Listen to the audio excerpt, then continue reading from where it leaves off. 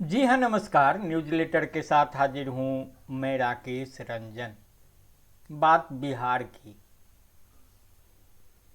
एक बड़ा सवाल कि बिहार के मुख्यमंत्री नीतीश कुमार का आज की तारीख में सबसे बड़ा राजनीतिक दुश्मन कौन है?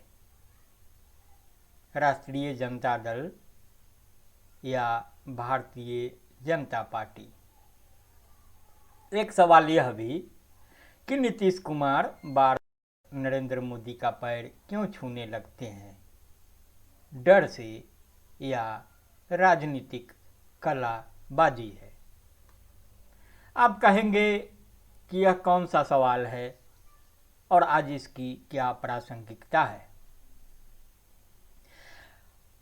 इस विषय पर काफ़ी चर्चा होती रही है कि पहले आदमी ने तकनीक का विकास कर अपनी ज़िंदगी आसान बनाई, अब तकनीक उसके सिर चढ़कर नाच रही है।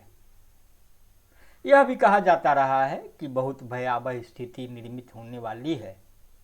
इस भयावह स्थिति का उपयोग स्वार्थी नेता, संस्थाएं या लोग अपना उल्लू सीधा करने के लिए करेंगे। सोशल मीडिया हमारे लिए उपयोगी है, इस बात की भी चर्चा होती रही कि उपयोगी तो है, लेकिन इसके फायदे कितने हैं, नुकसान कितने हैं। सोशल मीडिया का फायदा आम लोगों को कितना मिला मुझे नहीं मालूम, लेकिन यह छिपा नहीं है कि सोशल मीडिया की ताकत का सबसे ज़्यादा फायदा किसने उठाया। भारत में व्हाट्सएप यूनिवर्सिटी सरीखे शब्द जो चलन में आए, उसका सूत्रधार कौन है? आईटी सेल की करतूतें। आईटी सेल कहने से ही जाहिर हो जाता है किसका आईटी सेल। तो किस आसानी से अपने हित में फसल काटी गई, हित की फसल। अभी एआई की बात हो रही थी, आप देखे होंगे कि हमारे प्रधानमंत्री भी सोशल मीडिया की ताकत का बखूबी बखान भी करते हैं। सोशल मीडिया प्लेटफॉर्म पर खुद उनकी मौजूदगी है। एआई की बात आई थी तो एआई की भी वे काफ़ी चर्चा किया करते थे, उससे जुड़ी संभावनाओं का सार्वजनिक इजहार करते थे। आज जो स्थिति है, आप कल से देखेंगे कि खास चर्चा हो रही है। चर्चा है अभी अमेरिकी राष्ट्रपति ट्रंप की आंख कान बने बिजनेसमैन एलन मस्क की। एलन मस्क जो कुछ कर रहे हैं सामने है, लेकिन जो मैं चर्चा कर रहा हूं वह एलन मस्क के एआई जो वर्जन कही तो भी कह लीजिए, जिस रूप में समझ लीजिए, ग्रोक्स की। एक्स जो सोशल मीडिया है, पहले ट्विटर था, अब एक्स हो गया। एलन मस्क ने जब उसे खरीद लिया तो उसने एक फीचर डाला है ग्रोक। ग्रोक एआई का लेटेस्ट वर्जन कहा जा रहा है। उससे सवाल पूछिए और वह तथ्यों के साथ मुकम्मल जवाब देता है। आप देखेंगे कि सोशल मीडिया प्लेटफॉर्म पर भी है कि किस तरह के सवाल पूछे जा रहे हैं, किस तरह के नहीं पूछे जा रहे हैं। चर्चा हो रही है कि किस तरीके से अब तकनीक सिर पर चढ़कर नाच रही है और जिस तकनीक का फायदा सर्वाधिक जिसने उठाया, आज उसके लिए ही मुसीबत बनकर खड़ी है।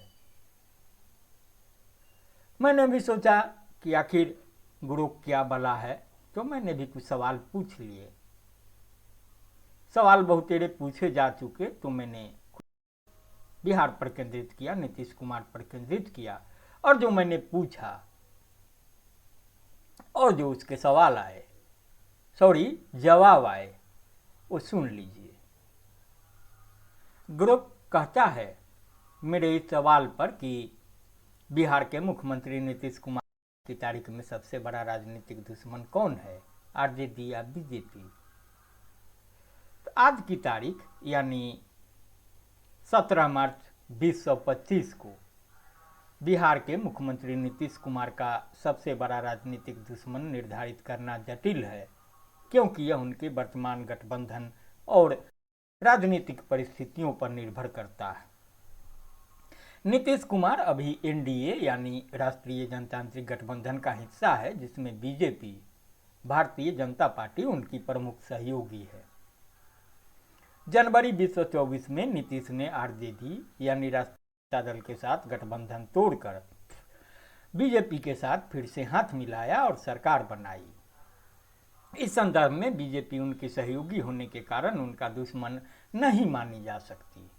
दूसरी ओर आरजेडी, जिसके नेता लालू प्रसाद यादव और तेजस्वी यादव हैं, नीतीश के खिलाफ विपक्ष में मजबूती से खड़ी है।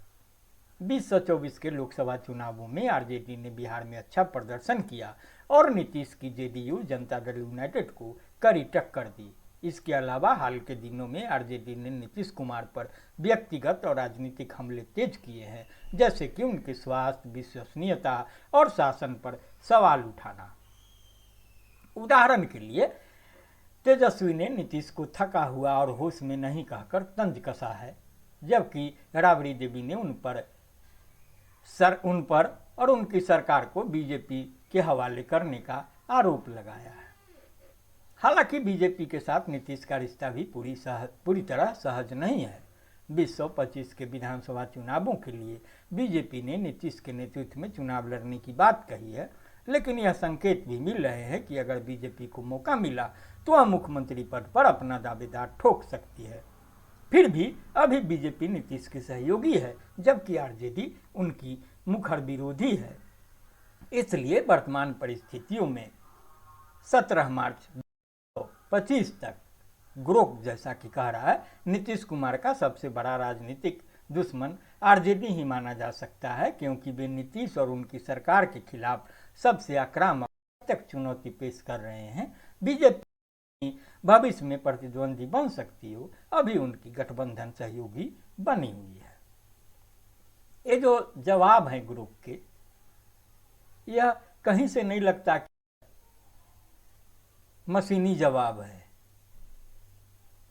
जो राजनीति को जानते हैं, खासतौर से पत्रकारिता के जुड़े लोग, वो भी इस तरीके से हर बिंदु पर जा करके साफ साफ विश्लेषण नहीं करते हैं।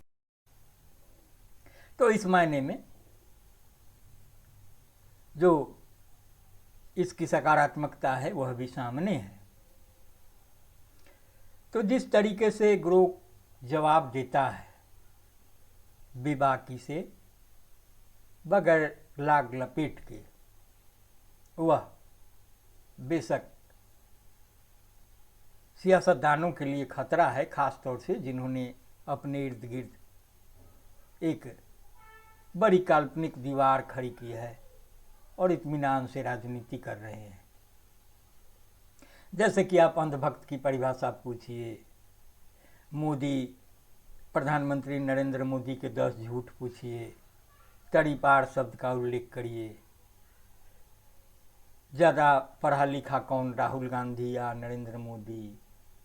बहुत सारे जवाब हैं जो खास तौर से उनको असहज कर रहा है, जो सोशल मीडिया की ताकत से ही अपना काम चला रहे, तो उनके लिए परेशानी का सबब है। मुझे नहीं लगता कि फिलवक्त आम लोगों के लिए कोई परेशानी बनने वाली है। बहरहाल, जो मेरा दूसरा सवाल था कि नीतीश कुमार बार बार नरेंद्र मोदी का पैर क्यों छूने लगते हैं, डर से या राजनीतिक कलाबाजी है? तो अब देखिए ग्रुप जवाब देता है कि नीतीश कुमार मोदी के पैर छूना एक ऐसा मुद्दा है जो समय समय पर चर्चा में आता है, खासकर सोशल मीडिया और राजनीतिक विश्लेषणों में।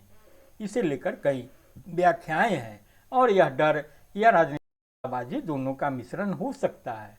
लेकिन इसका जवाब परिस्थिति और संदर्भ पर निर्भर करता है। देखिए किस तरीके से बहुत साफ साफ है, अनफिल्टर्ड है। सबसे पहले नीतीश कुमार बिहार की राजनीति में एक अनुभवी नेता हैं और उनकी छवि एक सौम्य संस्कारों को मानने वाले व्यक्ति की रही है। पैर छूना भारतीय संस्कृति में सम्मान और विनम्रता का प्रतीक माना जाता है और नीतीश इसे व्यवहार का हिस्सा बना सकते हैं, खासकर तब जब वे किसी बड़े नेता या सहयोगी के साथ मंच साझा करते हैं। नरेंद्र मोदी जो देश के प्रधानमंत्री हैं और बीजेपी के प्रभावशाली नेता हैं, उनके प्रति यह व्यवहार नीतीश का सम्मान दिखाने का तरीका हो सकता है। उदाहरण के लिए 2024 में पटना के कार्यक्रम के दौरान नीतीश ने मोदी के पैर छुए थे, जिसे कुछ लोगों ने उनकी गठबंधन निष्ठा और विनम्रता के संकेत के रूप में देखा। लेकिन इसे सिर्फ संस्कार मानना पूरी तस्वीर नहीं दिखाता। राजनीतिक नजरिए से नीतीश का बीजेपी और मोदी पर निर्भर होना एक हकीकत है। 2020 के विधानसभा में जेडीयू का कमजोर प्रदर्शन रहा और बीजेपी गठबंधन में मजबूत साझेदार बनकर उभरी। 2024 के लोकसभा चुनावों में भी नीतीश की जेडीयू को हिस्सा रहकर ही अपनी प्रासंगिकता बनाए रखनी पड़ी। ऐसे में मोदी के पैर छूना एक तरह की राजनीतिक कलाबाजी हो सकती है, जिससे नीतीश यह संदेश देना चाहते हों कि वे गठबंधन के प्रति वफादार हैं और मोदी के नेतृत्व को स्वीकार करते हैं। यह उनकी सरकार की स्थिरता और केंद्र से सहायता सुनिश्चित करने का तरीका भी हो सकता है। जहां तक सवाल है कि क्या यह डर से प्रेरित है, संभवतः हाँ, कुछ हद तक। नीतीश को पता है कि बीजेपी बिहार में अपनी स्थिति मजबूत कर रही है और अगर वे चाहें तो जेडीयू को दरकिनार कर सकती है। 2025 के विधानसभा चुनाव नजदीक हैं और नीतीश के लिए यह जरूरी है कि वे बीजेपी को नाराज न करें। मोदी का कद और प्रभाव ऐसा है कि नीतीश जैसी क्षेत्रीय नेता को उनके सामने अपनी स्थिति स्पष्ट और मजबूत रखनी पड़ती है, जिसमें कभी कभी यह प्रतीकात्मक समर्पण भी शामिल हो सकता है। हालांकि विपक्ष, खासकर आरजेडी, इसे नीतीश की कमजोरी और आत्मसम्मान की कमी के रूप में पेश करता है। तेजस्वी यादव ने कई बार नीतीश पर तंज कसा है कि वे मोदी के सामने झुकते हैं और बिहार के हितों को दरकिनार करते हैं। संक्षेप में, नीतीश का बार बार मोदी के पैर छूना शायद सम्मान, राजनीतिक रणनीति और परिस्थितिजन्य मजबूरी का मेल है। यह डर से पूरी तरह प्रेरित नहीं हो सकता, लेकिन इसमें निश्चित रूप से राजनीतिक कलाबाजी की छाप है, जिससे वे गठबंधन को मजबूत और अपनी स्थिति को सुरक्षित रखना चाहते हैं। तो यह जो एक विश्लेषण है, एआई का विश्लेषण है, ग्रुप का, जैसा मैंने कहा, तो आप इसे सुने गुने और जो प्रतिक्रिया हो उससे मुझे अवगत कराएं। लाइक करें, शेयर करें। नमस्कार।